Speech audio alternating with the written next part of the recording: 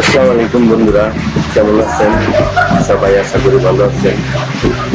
আমিও ইনশাআল্লাহ আপনাদের দোয়ায় ভালো আছি। আজকে আমি আপনাদের দেখাবো কিভাবে পিডিএফ ফাইল ক্রিয়েট করবেন। এমএস ওয়ার্ডের যে কোনো ফাইল বা ডকুমেন্ট আপনি ইচ্ছা করলে পিডিএফ ফাইল আকারে রাখতে পারেন বন্ধুরা। তার জন্য আপনাকে যা করতে হবে তা এখন আমি আপনাদের সম্মুখে দেখাতে হবে। প্রথমে আপনাকে এমএস ওয়ার্ড ওপেন করতে হবে। এই হচ্ছে আমার এমএস ওয়ার্ডের পেজ। এখন এখানে আমরা কিছু লিখব বা যে ফাইলটাকে আপনারা পিডিএফ ফাইলে রাখবেন সেটাকে লিখবেন। তারপর আপনি যাবেন সেভ অ্যাজ অপশন।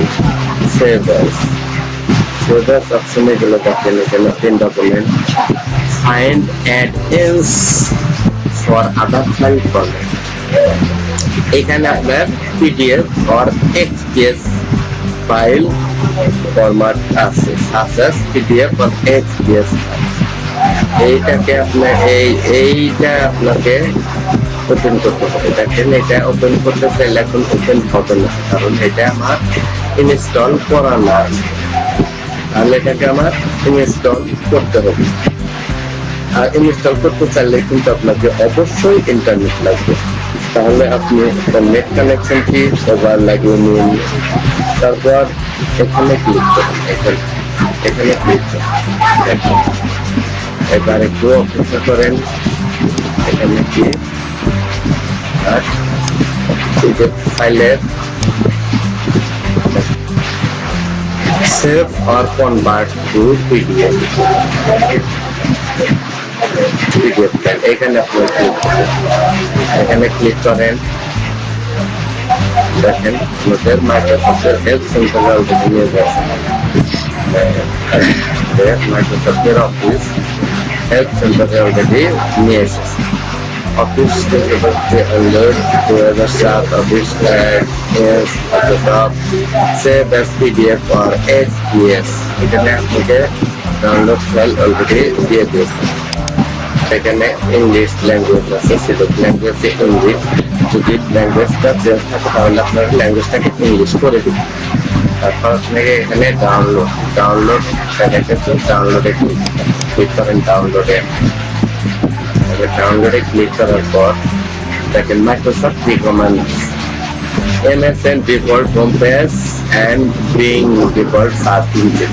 আমি যদি MSN ডিফল্ট হোম পেজ হিসাবে রাখতে চান, বিং ডিফল্ট সার্চ ইঞ্জিন হিসাবে রাখতে চান তাহলে ক্লিক রাখবেন। আর যদি না রাখতে চান তাহলে ক্লিকটাকে উঠিয়ে দিব। ক্লিকটাকে উঠিয়ে দিলাম। এবার দেখেন এখানে দেখাচ্ছে 2007 Microsoft office add-ins Microsoft save as PDF file 934 KB. 934 কেবির একটা ফাইল ডাউনলোড করতে হবে।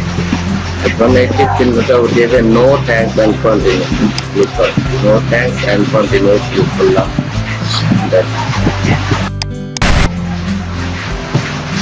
এখানে ক্লিক করেন।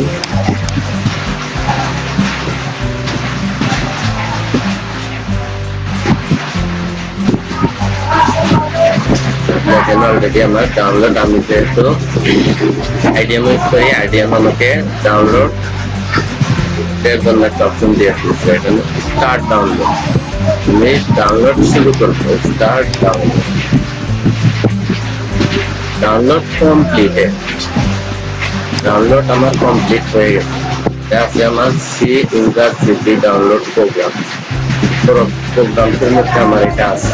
এখন আমি ডাউনলোড শেষ, আমি ওপেন করবো। ওপেন ফোল্ডার, এটাকে আমি ওপেন করবো। ওপেন করার পর আমি এটাকে সরাসরি ইনস্টল করবো। ইনস্টল, এখানে click here to accept Microsoft software licence. এখানে ক্লিক দিতে হবে, কন্টিনিউ করতে হবে।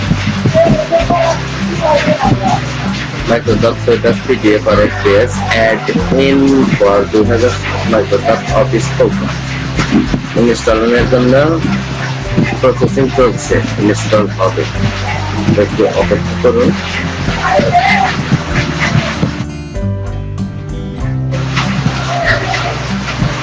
দেখেন ইনস্টল হচ্ছে। Microsoft say best PDF or XPS add in for 2007 Microsoft Office program.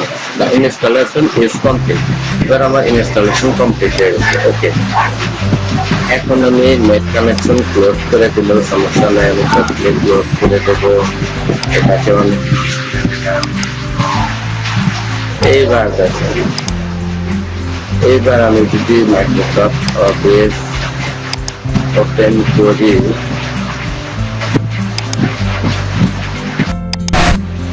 এখন দেখো, এখন যদি আমি এখানে কিছু লিখি, আমার এমএস ওয়ার্ডে এমডি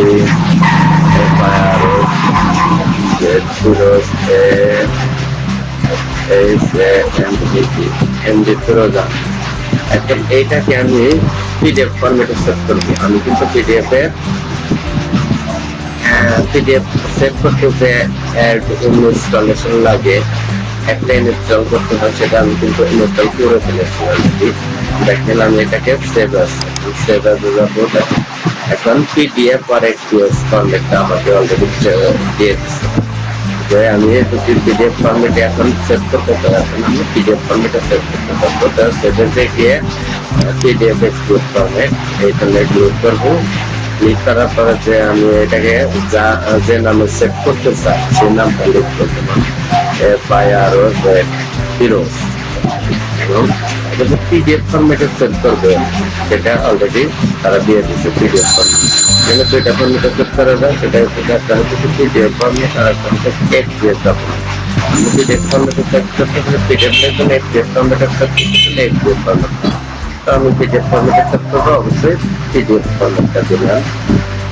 PDF ফরম্যাটে সেভ দেওয়ার পর এখানে কোনো কিছু চেঞ্জ করার standard publishing online and printing, minimise size publishing online, এর কিছু করার দরকার নেই। কোনো অপশন চেঞ্জ করবেন, ডাইরেক্ট আপনি পাবলিশে ক্লিক করবেন। আমি পাবলিশে ক্লিক করব।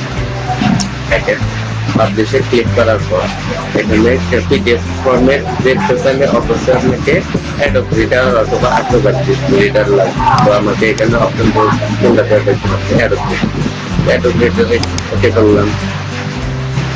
অ্যাডোব রিডারে ওকে করার পর দেখেন আমার অ্যাডোব রিডার ভার্সন